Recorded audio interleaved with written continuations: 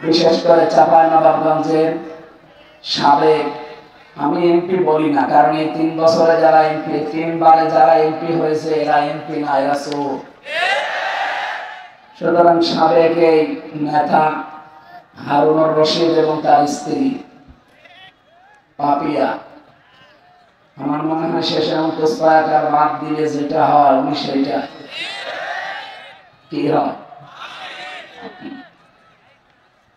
এরপরে কিশোরগঞ্জের জনাব ফজলুর রহমান, আমি নাম দিলাম না পরবর্তীতে। আর গত 2 দিন আগে আপনারা দেখতে পাচ্ছেন বাগেরহাটের মামলা বিএনপি নেতা জুলফিকার আলী, উনি রাজনৈতিক দলের একটা গঠনমূলক নাকি সমালোচনা করছিলেন। এই জন্য বলতে বলতে বলেছেন যে কোরআনে কারিম ভারতাবাসী, তার মানে এটা বোঝাতে চেয়েছিলেন যে কোরআন, জামাত ইসলাম, শিবির এরা কোরআনের কথা বলে, এরা ভারতাবাসী করে। বিএনপি নেতাদের থেকে বাম এবং রামদের মতো বক্তব্য জাতি প্রত্যাশা করে না। যদি ঠিক হয় আপনি জবাব দেবেন, কারণ এটা রেকর্ড হচ্ছে। তো বিএনপির নেতাদের থেকে বাম এবং রামদের মতো বক্তব্য জাতি আশা করে না। বিএনপির কিছু নেতা এখন প্রকাশ্য ইসলাম বিরোধী বক্তব্য দিচ্ছে। আমি কয়েকজনের নাম নিয়ে বলতে পারি, কিন্তু নামগুলো নিলাম না, যা শহীদ জিয়ার মন ও মননের সাথে সাংঘর্ষিক। এদেরকে থামাতে হবে, নচেত এদেশের বিএনপি ও ইসলামপন্থী দলগুলো মুখোমুখি হয়ে যাবে। তখন আওয়ামী ফ্যাসিস্টরা আবারও মাথা তুলে দাঁড়ানোর সুযোগ পাবে। বিএনপি একটা বড় দল, পরবর্তীতে তারা যদি ক্ষমতায় আসে এটা স্বাভাবিক, কিন্তু তাদের আচরণ দিন দিন চরম বিব্রতকর হয়ে পড়ছে। বিশেষ করে চাঁপাইনবাবগঞ্জের সাবেক, আমি এমপি বলি না, কারণ এই 3 বছরে যারা এমপি, 3 বারে যারা এমপি হয়েছে এরা এমপি না, এরা চোর। সুতরাং সাবেক এই নেতা হারুনুর রশিদ এবং তার স্ত্রী পাপিয়া, আমার মনে হয় শেষে পুষ্পায়াকার বাদ দিলে যেটা হয় উনি সেটা কি হয়। এরপরে কিশোরগঞ্জের জনাব ফজলুর রহমান, আমি নাম দিলাম না পরবর্তীতে। আর গত 2 দিন আগে আপনারা দেখতে পাচ্ছেন বাগেরহাটের মামলা বিএনপি নেতা জুলফিকার আলী, উনি রাজনৈতিক দলের একটা গঠনমূলক নাকি সমালোচনা করছিলেন। এই জন্য বলতে বলতে বলেছেন যে কোরআনে কারিম ভারতাবাসী, তার মানে এটা বোঝাতে চেয়েছিলেন যে কোরআন, জামাত ইসলাম, শিবির এরা কোরআনের কথা বলে, এরা ভারতাবাসী করে। এদের এই ভারতাবাসী বন্ধ করা দরকার। কোরআন দিয়ে যারা কথা বলেন, নবীজি বলেন মান ক্বালা বিহি সাদাকা, এরা সত্য কথা বলে। সুতরাং আপনি যদি কোরআন কেন্দ্রিক মানুষগুলোকে ভারতাবাসী বলেন, আমরা কোরআনকে কোরআন তো এটা নবীর গায়ে চাই লাগবে, এখানে তাকে ক্ষমা চাইতে হবে। অলরেডি তিনি জাতির কাছে ক্ষমা চেয়েছেন। আগামীতে এরকম ভুল যেন আর কেউ না করে। জনগণ মুখ ফিরিয়ে নিলে কিন্তু উপায় থাকবে না, এটা তারেক জিয়ার কথা। কি কথা বলেন এখানে? তারেক জিয়া বারবার সতর্ক করছে, আপনি যত বড় দলেরই নাম বলেন, জনগণ যদি মুখ ফিরিয়ে নেয় তখন কিন্তু বিএনপির অস্তিত্ব থাকবে না। বলে গেলে চলবে না। ইমরান খান পাকিস্তানের, এটা তেহরিকে ইনসাফ পার্টি ওনার ছিল, যখন ক্ষমতা এসেছিল তখন কিন্তু উপজেলা পর্যায়েও তার দলের কোনো অফিস ছিল না। উপজেলা পর্যায়ে এমন এমন জায়গা আছে সেখানে তার দলীয় কোনো অফিস ছিল না, কিন্তু পাকিস্তানের বড় দলগুলো তার কাছে পরাস্ত হয়েছিল।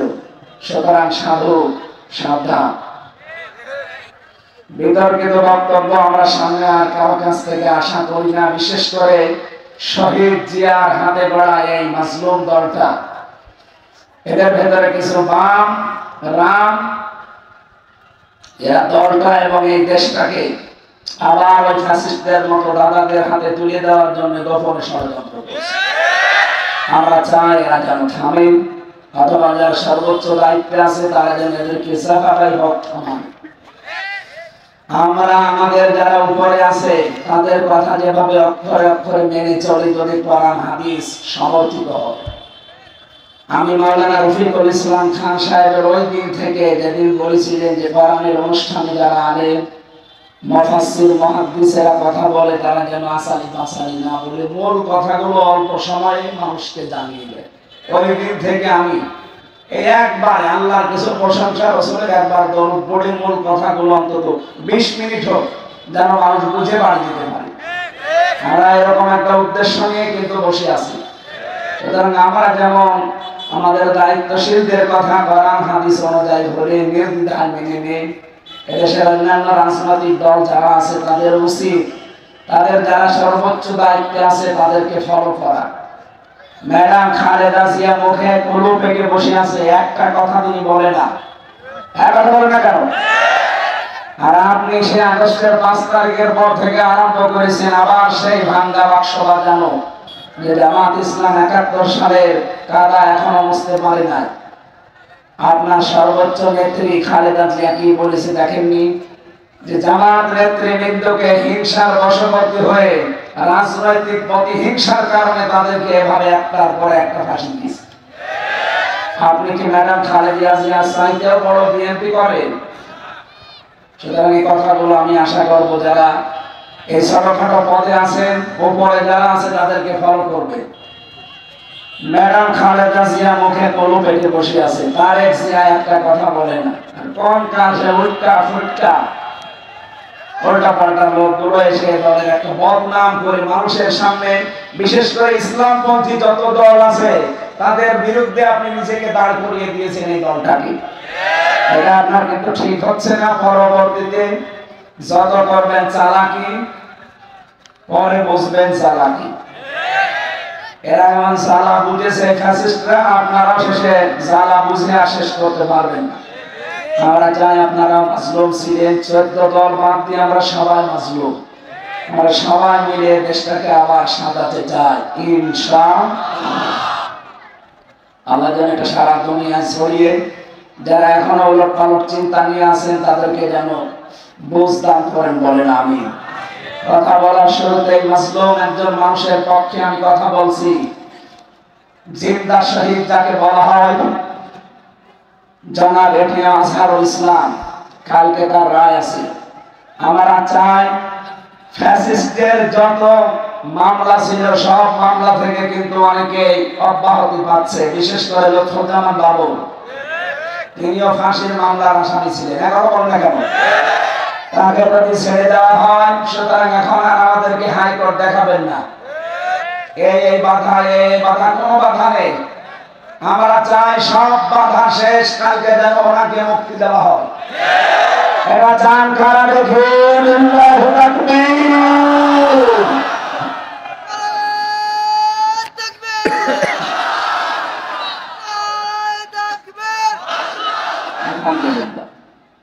আমরা জানি হুদায়বিয়ার সন্ধি হয়েছিল, বিশ্বনবী 1399 জন নিয়ে শপথ বাক্য পাঠ করিয়েছিলেন একজন নিরপরাধ মানুষের হত্যার বদলা নিতে।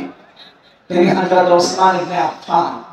ওরা যখন ঘোষণা দিয়েছে যে ওসমানকে মেরে ফেলা হয়েছে, নবীজি বললেন হজের এহরাম খুলে ফেলো, রোজা রেখেছে রোজা ভেঙে ফেলো, এই বাবলা গাছের নিচে আমার হাতের উপরে হাত দাও। ইয়াদুল্লাহি ফাওকা আইদিহিম, ওই হাতগুলো আল্লাহর হাতের উপরে ছিল। নবীজি 1399 জনকে বললেন আমার হাতের উপরে হাত লাগাও, এটা আল্লাহর হাতের উপরে হাত লাগানোর শামিল।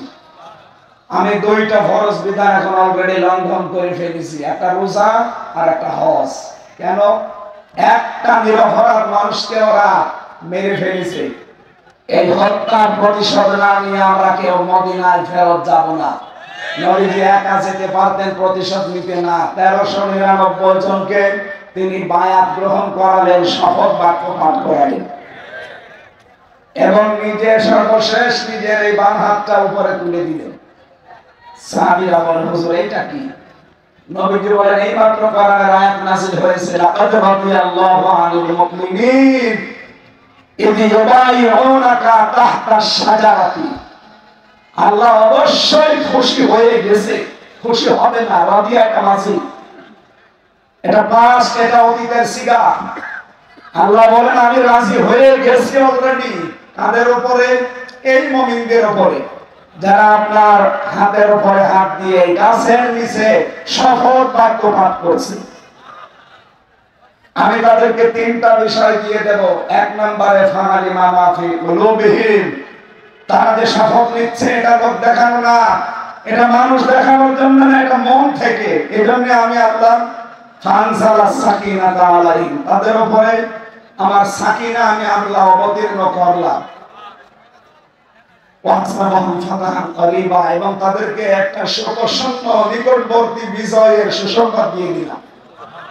সুতরাং হযরত ওসমানের পক্ষে শপথ বাক্য পাঠ করিয়ে যদি নবীজি 1399 জনের উপরে আল্লাহ রাজি হয়ে গেছে ঘোষণা শুনতে পান, আগামীকাল যার রায় আছে তিনিও নিরপরাধ।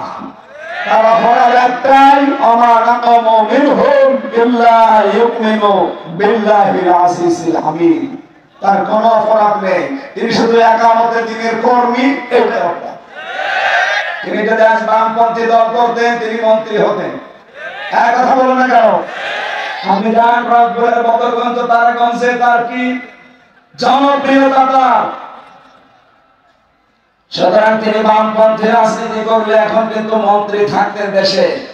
শুধু জামাত ইসলামী করার কারণে হিংসার বশবর্তী হয়ে রাগ করে তার জীবনটা আপনারা নষ্ট করে দিয়েছেন।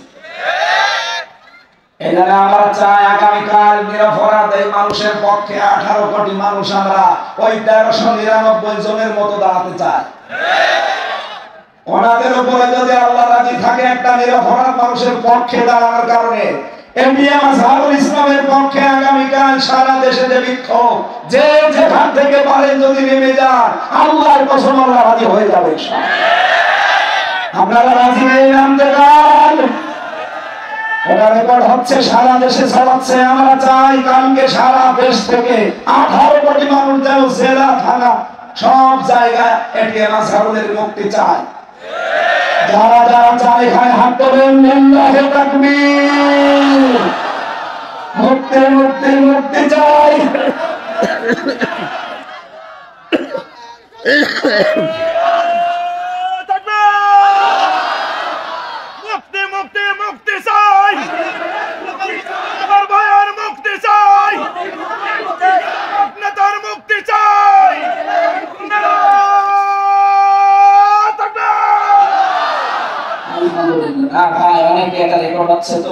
বিভিন্ন জায়গায় এখন লাইভ চলছে, অনেকে মনে করবে যে এটা রাজনীতি। আল্লাহর কসম এটা রাজনীতির উদ্দেশ্যে আমি বলি নাই, বলেছি আমার ঈমান থেকে। 1000 বছর আগে হযরত ওসমান নিরপরাধ ছিলেন, তার পক্ষে দাঁড়িয়ে যদি 1399 জন যারা বায়াত নিচ্ছিল তাদের উপর আল্লাহ রাজি হয়। আমরা নিজে দেখেছি জেলখানায় আমরা দুইজন, সে একটা নিরপরাধ মানুষ, মুরব্বী মানুষ, তার জীবনটা নষ্ট করে দিয়েছে হাসিনা। খালি রাগ করি, হিংসার বশবর্তী হয়ে এই মহিলা বহু মানুষের জীবন নষ্ট করেছে, তার ভেতরে আজহার ভাই। আমরা চাই তার শেষ জীবনটা সে যেন পরিবারের কাছে কাটাতে পারে, তার স্ত্রীটাও বিদায় নিয়েছে, অন্তত ছেলে মেয়ে যেগুলো আছে তাদের কাছে শেষ বয়সে যেন অন্তত কিছুটা হলো শান্তি পায়। কোরআনের পাখিকে ফিরতে দেয়নি, ইনজেকশন দিয়ে মেরে ফেলেছে। অন্তত এই লোকটা এখন আছে, সবাইকে যখন ছেড়ে দিচ্ছে মানবতার খাতিরে হলেও তারে দেন। লুৎফুজ্জামান বাবরকে ছেড়ে দিলেন কোন কারণে বলেন? সে তো ফাঁসির আমার আসামি ছিল, আমি নিজে তার সাথে 4 দিন ছিলাম। সে বলতো না যে আমি জীবনে আর কোনোদিন ফিরে যাবো, আমার শেষ। সে যদি তারপরও ফিরে এসে এখন গোমরা হতে যেতে পারে, আমরাও চাই কাল আগামীকাল যেন এটিএম আজহারুল ইসলাম বেরিয়ে উনি আবার আল্লাহর ঘর তাওয়াফ করে দেবেন। এটা আমরা দেখতে চাই না। আমি এই জায়গা থেকে কিন্তু বলেছি কোনো উদ্দেশ্য নিয়ে না, আমি নবীর হাদিস 100% বিশ্বাস করি। সূরা ফাতিহার 18 নম্বর আয়াতটা আমি 100% বিশ্বাস করি। আগামীকাল যারা রাজপথে এটি নাজারের জন্য, মুক্তির জন্য নামবে, আমার মনে হয় আল্লাহ আপনাদের উপরেও ওই মানুষগুলোর উপর যেমন রাজি হয়েছিলেন রাজি হয়ে যাবে। যেখান থেকে পারি আমরা এই নিরপরাধ মানুষের পক্ষে দাঁড়াবো ইনশাআল্লাহ। এখানে কোনো দল মত নেই, 18 কোটি মানুষ আমরা মানতে চাই। কথা বলেন, কথা বলেন। আল্লাহ যেন আরশে কবুল করে, আমিন।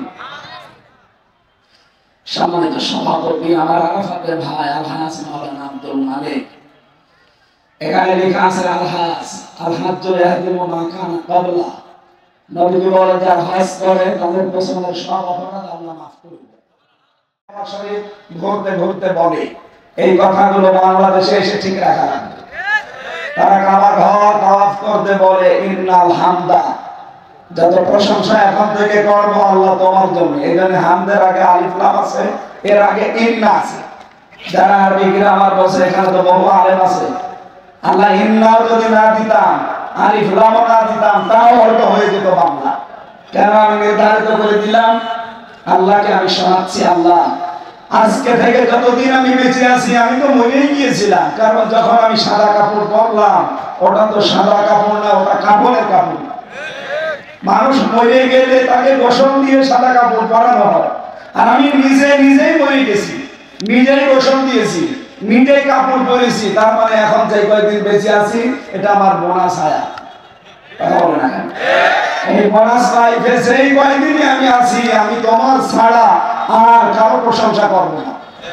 2 নম্বরে নিয়ামতাল লাকা, যত নিয়ামত আমাকে দিয়েছে আজকে থেকে সব তোমার জন্য ব্যয় হবে।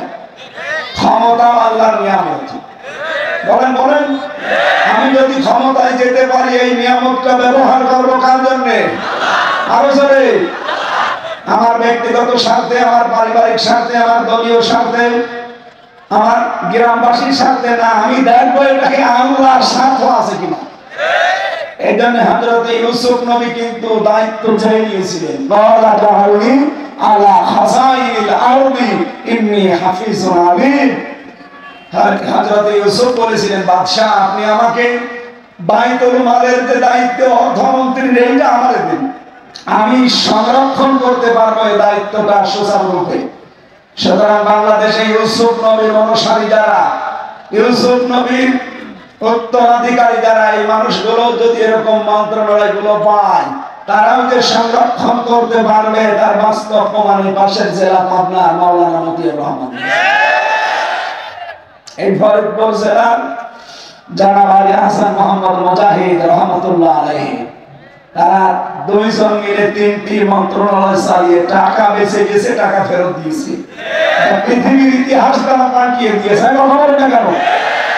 আর আমরা কি দেখলাম, ভূমি মন্ত্রীর দায়িত্ব পেয়েছিল চট্টগ্রামের একজন, ওই শয়তানের বাড়ি হচ্ছে 630টা।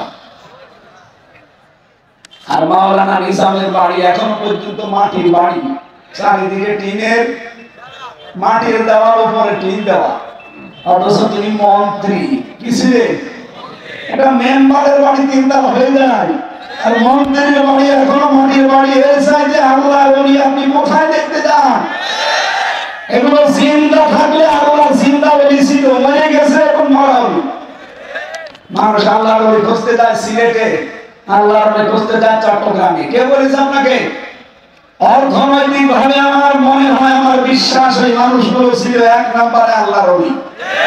সুতরাং মাওলানা রফিকুল ইসলাম খান এইরকম মানুষগুলো যদি দায়িত্ব চেয়েও নেয়, তারা দলীয়করণ, আত্মীয়করণ, গ্রামবাসীকরণ এগুলো করবে না, আমাদের বিশ্বাস। তারা চাইবেন ইন্নাল হামদা ওয়ান নি'মাতাল লাকা, কারণ উনি হজ করেছে। এই কথা আল্লাহকে শুনিয়েছেন, আমি যত নিয়ামত পাবো এখন থেকে সব তোমার জন্য ব্যয় হবে। সুতরাং আমি যে বেঁচে আছি এটা তোমার নিয়ামত, আমি যে ক্ষমতা পাবো ওইটা তোমার নিয়ামত, সব ব্যয় হবে কার জন্য? 3 নম্বরে বলা লাগে ওয়াল মুলকা লাকা, আমি যদি রাজ্য রাজনীতি করি আল্লাহ তোমার জন্য করব। এই 3টা কথা বলার পরে আল্লাহ ডাক দেয় শেষে বিদায় তাওয়াফ করার সময়, ওই রফিক এদিকে। সর্বশেষ কথা বলে বাংলাদেশে যা লা শারিকা লাকা লাব্বাইক, শেষ কথাটা বলা লাগে, আল্লাহ আমি চলে যাচ্ছি, তোমার আমি গ্যারান্টি দিয়ে গেলাম আমি কিন্তু মুশরিক না, আমি শিরিক করব না জীবনে, আর যাই করি শিরিক করব না। সুবহানাল্লাহ বলতে পারেন না? এই 3টা কথার উপরে যারা টিকে থাকতে পারেন, বিশ্বনবী তাদের জন্যই জানিয়েছেন আল হাজ্জু ইয়াহদিমু মা কানা ক্বাবলা, ওর পেছনে একটা গুনাহ আল্লাহ রাখে না, সব মাফ করে। এই যে সবে বরাত চলে গেল, সামনে সবে কদর আসতেছে, আল্লাহ সবাইকে মাফ করে দেয় পৃথিবীতে, শুধু দুই শ্রেণীর মানুষ বাদ দিয়ে। এক নম্বরে যারা মুশরিক, যারা শিরক করে। দুই নম্বরে যে মানুষগুলো হিংসুক, যারা বিদ্বেষ রাখে। আর এই দুইটা গুণ বাংলাদেশে বেশি।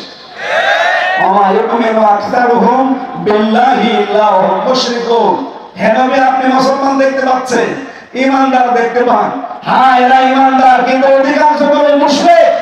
এরা ইমানের দাবি করে ঠিক আছে, কিন্তু এরা কি মুশরিক কারে বলে? এই সবে কদরে যারা মাপ পাননি, সবে বরাতে যারা মাপ পাননি, পাবেন না সামনে সবে কদরে। কারা তারা? আল্লাহ যেটা পারে ওটা অন্য কেউ পারে, এই বিশ্বাস যারা করে তাদের কোনো মাপ নেই। কেন? সন্তান দিতে পারে কে? আর কেউ পারে? অনেক মানুষ মনে করে না বাবা মনে হয় পারে, এখানে কামিজ কবজ নিতে যায়। অনেকে আবার বলে হুজুর আপেল করে দিন। সেদিন ময়মনসিংহে একজন এসে আমার কাছে বলছে, হুজুর এমন আপেল পড়বেন যেন ছেলে হয়। আমি কি ডাউন রূপে নিয়ে আসবো? তাহলে কেন? আমার শুধু মেয়ে হয়, আমি আপেল নিয়ে এসেছি, আপনি বড় হুজুর এমন ভাবে আপেল পড়েন যেন এই বছরে আমার ছেলে হয়। আপেল আমি ফেলে দিই না। হুজুর আপেল ভেরি কেন? আরে ভাই আপেল পড়ে যদি ছেলে হতো আমার তিনটা দিয়ে আমি ম্যাডামের প্রতিদিন আপেল খাওয়াতাম। কি বিশ্বাস মানুষের! সুতরাং সন্তান দিতে পারে কোন হামজা, কোন মাজারে, কোন আপেলে? কে? আমাদের জাতির পিতা ৮৬ বছর একাধারে দোয়া করেছি, রব্বি হাবলি মিনাস সালিহিন, হে আল্লাহকে নেককার সন্তান দাও। ৮৬ বছর দোয়া কবুল হয়নি। ৮৬ বছর পরে আল্লাহ তার দোয়াটা কবুল করে জবাব দিয়েছে, ফাবাশশারনাহু বিগুলামিন আলীম, আমি তোমাকে একটা ধৈর্যশীল সন্তান উপহার দিলাম, সুসংবাদ দিলাম। জাতির পিতা একজন নবী, নবীর বাবা নবী। এইরকম মানুষের যদি ৮৬ বছর লাগে, আপনি বিয়েই করেননি আর ছেলে চান। সুতরাং আশা করা বাদ দেন, আল্লাহ যেটা পারে ওটা অন্য কেউ পারে না। এবং সন্তানকে দিতে পারে। দুই নম্বরে আল্লাহ লাহুল খালকু ওয়াল আমরু, সৃষ্টি যার, আইন চলবে। আরো যদি বলেন সৃষ্টি যার, আইন চলবে। এ বাংলাদেশ বানিয়েছেন কে? এখানে আইন চলবে কার? সুতরাং আল্লাহর আইন বাদ দিয়ে যারা নিজেদের বানানো আইন, স্বামীর আইন, দাদার আইন, বাবার আইন, অন্য আইন যারা এখানে কায়েম করতে চান, আপনি মুশরিক। কোন হুজুর নিয়ে আসবেন, নিয়ে আসেন, আমি একেবারে টাটকা কাটছাট কথা বলছি। যারা আল্লাহর আইন বাদ দিয়ে এখানে অন্য কোন আইন প্রতিষ্ঠা করতে চান, সে যে দলের নামেই হোক, আপনি কিন্তু মুশরিক। আর মুশরিককে আল্লাহ সবে বরাতেও মাফ করে না, সবে কদরেও। সুতরাং এখনই আপনি পাল্টান। আল্লাহর আইন বাদ দিয়ে কোন আইনের পেছনে আপনি থাকতে পারবেন না, তাহলে আপনার নামাজ রোজা সব মাঠে মারা যাবে। ইন্নাল্লাহা লা ইয়াগফিরু আন ইউশরাকা বিহি ওয়া ইয়াগফিরু মা দুনা যালিকা লিমান ইয়াশা। আল্লাহ বলেন সব মাফ করে দেব, শুধু শিরক বাদ দিয়ে। এটা যে শিরক, এখানে আর কোনো সন্দেহ আছে? সুতরাং আল্লাহর আইনের বিরুদ্ধে যারা আছেন, যে দলের লোক হন, ভাই আমার কোনো ভয় নেই। যারা আল্লাহর আইনে দেশে কায়েম করতে চায় না, সে যদি ফেরেশতা দল নেয়, তাও সে মুশরিক। সুতরাং আপনাকে আমি বাঁচানোর জন্য বলছি, আপনি ভুল পথে আছেন। এটা রেকর্ড হয়ে সারা দেশে যাচ্ছে। যার কানে যাচ্ছে, সে যদি এটা শোনার পরে গুরুত্ব না দেয়, ও মুশরিক হয়ে মরবে।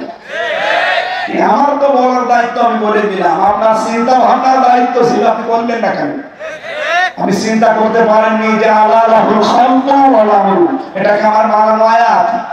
সূরা আরাফের ৫৪ নম্বর আয়াত। আল্লাহ বলেন সৃষ্টি যার, আইন চলবে। ইনিল হুকমু ইল্লা লিল্লাহ, সূরা ইউসুফ ৪০ নম্বর আয়াতের মাঝের অংশে আছে। হুকুম দেওয়ার একচ্ছত্র মালিকানা কার? সুতরাং এই দেশে কোনো বাবার হুকুম আর চলবে না, কোন স্বামীর হুকুম চলবে না, কোন চাচার হুকুম চলবে না। এখানে আইন চলবে, হুকুম চলবে একমাত্র কার? এর পক্ষে যারা আছে তাদের আল্লাহ মাফ করবে, এর বিপক্ষে যারা আছে তারা মুশরিক। এ সবে বরাতে মাফ পায়নি, সবে কদরও মাফ পাবে। এর ভেতরে আর কোনো ভেজাল আছে? এরপরও যদি কেউ না বোঝার ভান করে থাকেন, এদিকে আসেন, এমন জোরে কানের নিচে দুইটা দেবো, সব বুঝে থাকেন। এত কিছু বলার পরও বলে হুজুর আমি বুঝি না, আপনি কি করলে বুঝবেন বলেন? সুতরাং যিনি আজকের সভাপতি আমার আরাফাতের ভাই, আল্লাহ যেন তাকে ওই তিনটা কথা কাবা শরীফ সামনে নিয়ে যেটা বলেছিলেন ওটা ঠিক রাখার তৌফিক দেন, বলেন আমিন। মাহফিলের সহ-সভাপতি অনেক মানুষের নাম দিয়েছেন, প্রধান অতিথি সরকারি সেক্রেটারি জেনারেল বাংলাদেশ জামাত ইসলামী, সাবেক কেন্দ্রীয় সভাপতি বাংলাদেশ ইসলামী ছাত্র শিবির এবং নির্বাচিত সিনেট সদস্য রাজশাহী বিশ্ববিদ্যালয় সিরাজগঞ্জ উল্লাপাড়া কৃতি সন্তান, আমাদের অভিভাবক শ্রদ্ধাভাজন বড় ভাই আলহাজ মাওলানা রফিকুল ইসলাম খান দামাত বারকাতুহুল আলিয়া, যত মানুষের নাম দিয়েছে আমি একবার দোয়া করি নাকি? একবারই করি, কারণ আমার বড়াই আছে না তো। এতক্ষণ যিনি আলোচনা রাখলেন তানজিমুল মিল্লাত ইন্টারন্যাশনাল ক্যাডেট মাদ্রাসা ঢাকার শ্রদ্ধাভাজন প্রিন্সিপাল জনাব মাওলানা নূর মোহাম্মদ সিরাজি, সিরাজি যেহেতু সিরাজগঞ্জের বাড়ি মনে হয় নাকি? আলোচনা রেখেছেন হাফেজ কারি মাওলানা নূর নবী হোসেন জিহাদি। আমার আগে যিনি কথা বললেন মাওলানা হোসেন মাহফুজ সহ অন্যান্য ওলামা ইকরাম, মঞ্চে বসা সম্মানিত ব্যক্তিবর্গ, আমি যার মাধ্যমে আজকে এখানে এসেছি এই দাওয়াতটা নিয়েছিলাম অ্যাডভোকেট মিঠু ভাইয়ের মাধ্যমে। আপনাদের এলাকায় বাড়ি মনে হয় কোথায় বাড়ি? সাঁথিয়া, শ্বশুরবাড়ি এখানে জামাইয়ের নদী। সামনে বসে আমার প্রাণ প্রিয় মুসলমান ভাইরা, পর্দার আড়ালে সম্মানিত মা এবং বোনেরা, যেহেতু খান সাহেব বলছিলেন এই এলাকাকে আমরা মদিনা হিসাবে জানি, আল্লাহ যেন মদিনার মতোই বানিয়ে দেয়। হয়তো মদিনার মতো হবে না, কারণ এখানে তার রাসূল নেই। মদিনার দাম বাড়ার পেছনে কারণ রাসূলুল্লাহ। কথা বলেন না কেন? লাইন শাকারতুম লাযিদান্নাকুম, যদি কেউ নিয়ামতের শুকরিয়া আদায় করে আল্লাহ সেটা বাড়িয়ে দেয়। বিশ্বনদের মতো এত বড় নিয়ামত দুনিয়াতে আছে আর? বলেন বলেন। অথচ এসেছিলেন মক্কায়, তারা গুরুত্বই দেয়নি। যারা গুরুত্ব দিয়েছিল মদিনার লোকেরা, কিয়ামত পর্যন্ত এই বড় দয়া রহমত আল্লাহ সেখানে রেখে দিয়েছে। এই যে আমরা যারা হজে যাই, মদিনায় কিন্তু কোনো কাজ নেই, হজ সব মক্কায়, মক্কায় যা আছে এখানে করলে হজ শেষ। কিন্তু মদিনায় যাওয়ার আগে কেন লক্ষ লক্ষ হাজী সাহেবেরা মদিনায় অন্তত 8 দিনে 40 ওয়াক্ত নামাজ মসজিদে নববীতে পড়ে? একটাই কারণ, সেখানে রাসূলুল্লাহ আছে। এখানে আমাদের নিয়ামতের কদর করা লাগবে। সামনে যেহেতু একটা নিয়ামত আল্লাহ আমাদের দিতে যাচ্ছে, যত ষড়যন্ত্র হচ্ছিল সব ষড়যন্ত্র কিন্তু আল্লাহ নিজে নস্যাৎ করে দিচ্ছে। সবচেয়ে গুরুত্বপূর্ণ এবং ভয়াবহ ষড়যন্ত্র 3 দিন আগে হয়েছিল। যিনি পালিয়েছে উনি ওনার কথিত স্বামী যাকে বলা হয়, আমি নাম নিতেও ঘৃণা করি ওই লোকটা, কারণ পৃথিবীতে মুশরিকরা আল্লাহর কাছে সবচেয়ে ঘৃণিত। এটা বলবেন না কেন? সুতরাং ওই দাদা ওনারে পাঠিয়েছিল ট্রাম্পের কাছে যে বাংলাদেশ সম্পর্কে কিছু উলটপালট মিথ্যা কথা বলতে। এগুলো শুনে ট্রাম্প যেন রেগে যায় আর ওই মহিলাকে যেন আবার এখানে বসিয়ে দেয়। আল্লাহর ইশারা ওই দিনই ডক্টর ইউনূস আন্তর্জাতিক মিডিয়াগুলো নিয়ে আয়না ঘরে গেছে। আর ওদিকে জাতিসংঘ রিপোর্ট পেশ করে দিয়েছে। ট্রাম্প দেখছে যে বলে কি গো, মাইক্রোসফট এটা রিপোর্ট দিয়েছে 257টা রাষ্ট্র দুনিয়ায় সবচেয়ে বেশি মিথ্যা কথা বলে ভারত। আপনারা গত 5 দিনের রিপোর্ট পেয়েছেন ভয়েস অফ আমেরিকা। তাম দুনিয়ায় যত শাসক ছিল সবচেয়ে নিকৃষ্ট শাসকের তালিকায় নাম 1 নম্বরে হাসিনা, 2 নম্বরে বাশার আল আসাদ। ট্রাম্প শেষ পর্যন্ত ঝাড়ি দিয়ে বলেছে বাংলাদেশ আর হাসিনা নিয়ে আমার কাছে কোনো কথা বলবেন, ওটা আপনাদের ব্যাপার, আপনারা মিটান। অনেকে আশা করেছিল যে অনেক কিছু খাবো, ওদের মারা ভাতে লবণ দিয়েছে। এটা না আল্লাহ যেহেতু নিজে মোকাবেলা করছেন, দেশটার সামনে আমরা দেখতে পাচ্ছি ইসলামের জয় জয়কার ভাব। আপনারা জানেন বাংলাদেশে সব ইসলামপন্থীরা প্রায় এক হয়ে গেছে। তারা বলতে চাচ্ছে সামনে আমরা ইসলামের একটা বাক্স দিতে চাই। এতদিন আমাদের ব্যবহার করে অনেকেই ক্ষমতায় গিয়ে আমাদেরকে জেলে ঢুকিয়েছে। এবার আমরা আর অত পাগল শামসুদ্দিন না, কে কথা বলে না কেন? এবার সামনে আমরা নিজেরা সবাই মিলে ইসলামের একটা করে বাক্স দেব। আমরা চাই কোরআনের 500 আইন যেন বাংলার সংসদে কায়েম হয়ে যায়। আগে আমরা জানতাম এই দেশে 100 জনের 15 জন মানুষ ইসলাম কায়েমের পক্ষে ছিল। এখন 100 জনের 66 জন মানুষ চাচ্ছে এই দেশে ইসলাম কায়েম হোক। আপনি আর কিছুদিন যেতে দেন, মাত্র 6 মাস 11 দিন চলছে, আর 6 মাস যেতে দেন, এদেশে 100 জনের 100 জন মানুষ বলবে আমরা ইসলাম এদেশে কায়েম চাই। এইটা আমরা সামনে এই চর্ম চোখে দেখতে চাই না। আমরা যেন তৌফিক দেন দেখার, বলেন আমিন। দল মত নির্বিশেষে আমরা যেহেতু এসেছি কোরআন শুনতে, ওই কোরআন থেকে সূরা ফাতিরের 5 নম্বর আয়াত পড়েছি। আমার আজকের আলোচনার বিষয় শয়তানের বন্ধু কারা। শয়তানও কিন্তু বন্ধু বানায়। এই পৃথিবীতে 10 প্রকার নবীর উম্মতের ভেতরে অন্য জাতিবাদ, এইদিকে দেখেন, ইহুদি, খ্রিস্টান, মুশরিক, মাজুসি, বৌদ্ধ যারা আছে সব বাদ, শুধু নবীর উম্মত আমরা দাবি করি যারা, তাদের ভেতরে 10 প্রকার মানুষকে শয়তান বন্ধু হিসাবে গ্রহণ করে। কয় প্রকার? আলোচনা। এখন আপনি মেলাবেন যে আপনি এই 10 প্রকারের কোন প্রকারে আছেন কিনা। যদি থাকেন আজকে তওবা করে বাড়ি যাওয়া লাগবে, নাকি শেষ করে দেব? দরুদ আর সালাম নবীজির উপরে পাঠ করার মাধ্যমে আমরা আরম্ভ করছি সূরা ফাতির। কোন সূরা? 45টা আয়াত আছে, মাত্র একটা আয়াত পড়েছি, 5 নম্বর আয়াত। জবান খুলে আগে শয়তানের ওয়াসওয়াসা থেকে আশ্রয় চেয়ে বলেন আও।